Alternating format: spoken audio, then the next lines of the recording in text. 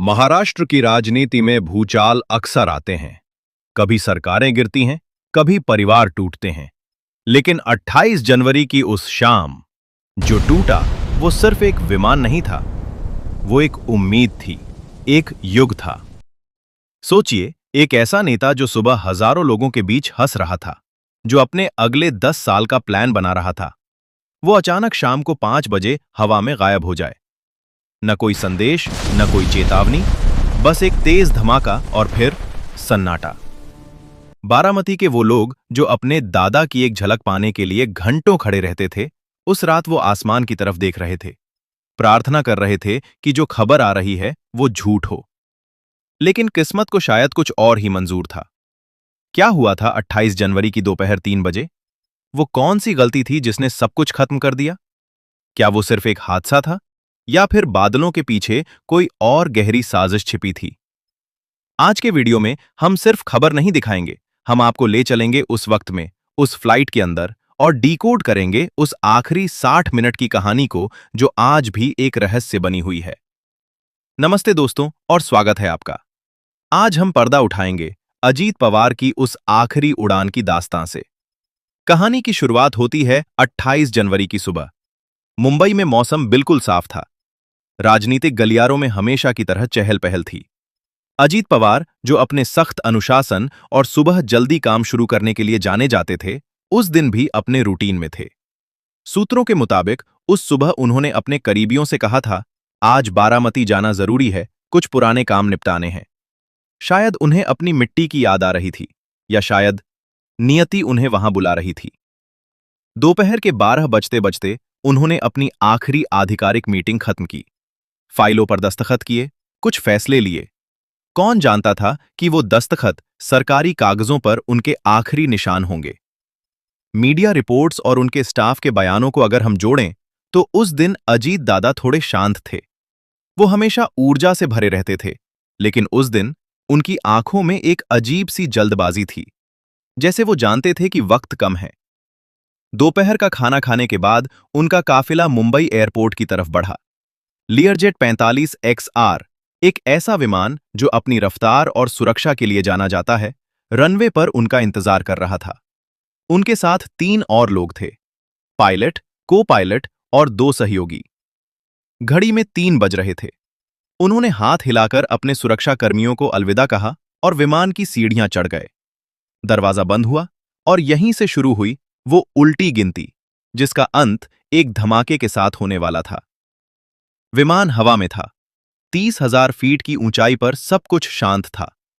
मुंबई से बारामती की दूरी हवाई रास्ते से बहुत ज्यादा नहीं है, मुश्किल से 35 से 40 मिनट का सफर। शुरुआत के 20 मिनट बिल्कुल सामान्य थे।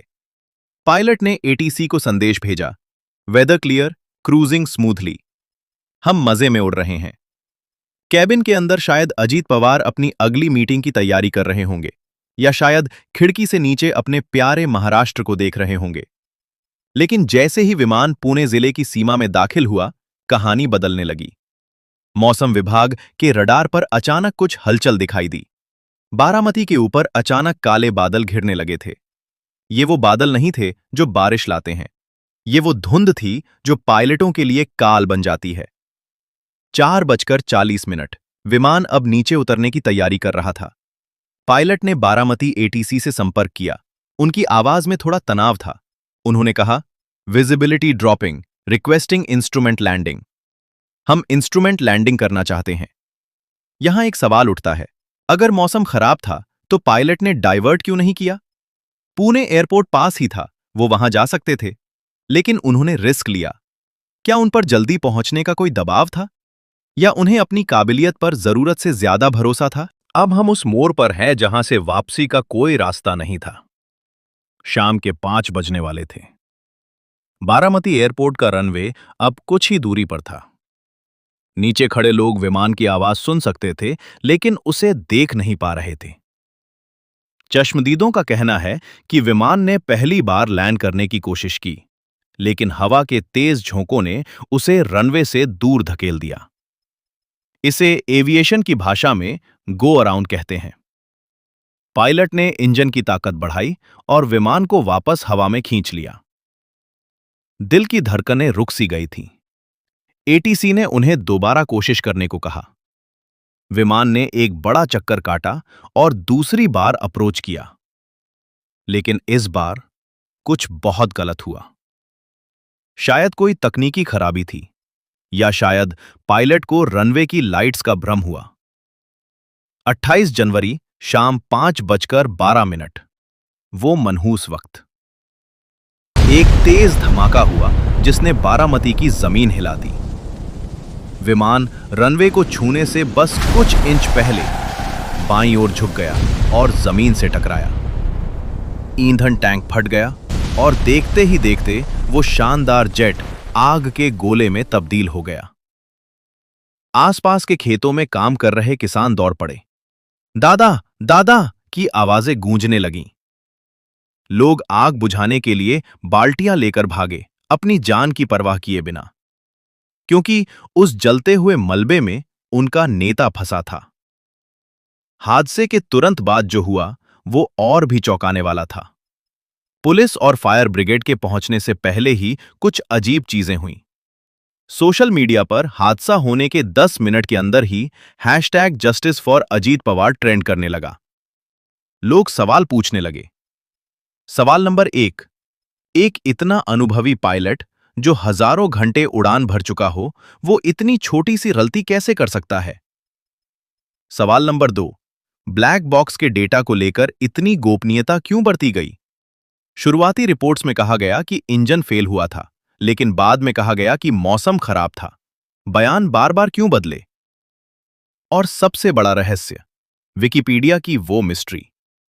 इंटरनेट पर कई लोगों ने दावा किया कि हादसे से कुछ घंटे पहले ही किसी ने अजीत पवार के पेज पर उनकी मृत्यु की तारीख अपडेट कर दी थी। क्या यह सिर्फ एक शरारत थी, या किसी को पहले से पता था कि 28 जनवरी की शाम क्या होने वाला था? राजनीतिक गलियारों में दबी जुबान में बातें होने लगी।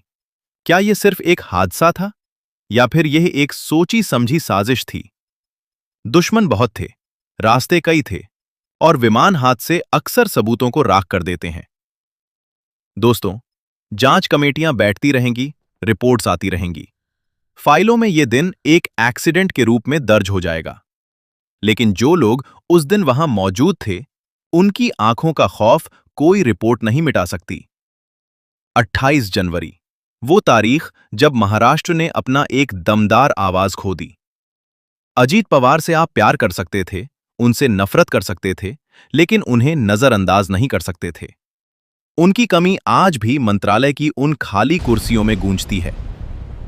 आज जब हम उस घटना को याद करते हैं, तो सिर्फ एक नेता की मौत नहीं दिखती, बल्कि यह एहसास होता है कि जिंदगी कितनी नाजुक है। एक पल में आप सत्ता के शिखर पर होते हैं और अगले ही पल सब कुछ राख हो जाता है। इस पूरी घटना पर आपकी क्या राय है? क्या आपको लगता है कि ब्लैक बॉक्स की पूरी सच्चाई कभी सामने आएगी, या फिर यह भी इतिहास के उन अनसुलझे रहस्यों में खो जाएगा, जैसे लाल बहादुर शास्त्री या नेताजी सुभाष चंद्र बोस की मौत? अपनी राय नीचे कमेंट्स में जरूर लिखें। हम हर कमेंट पढ़ेंगे। अगर आपको हमारी यह इन्वेस्टिगेटिव रिपोर्ट पसंद आई तो वीडियो को लाइक करें और दोस्तों के साथ शेयर करें, ताकि यह कहानी सब तक पहुंचे। ऐसी ही और अनसुनी कहानियों के लिए चैनल को सब्सक्राइब करना न भूलें। मैं मिलता हूं आपसे अगले वीडियो में। तब तक के लिए जय हिंद, जय महाराष्ट्र।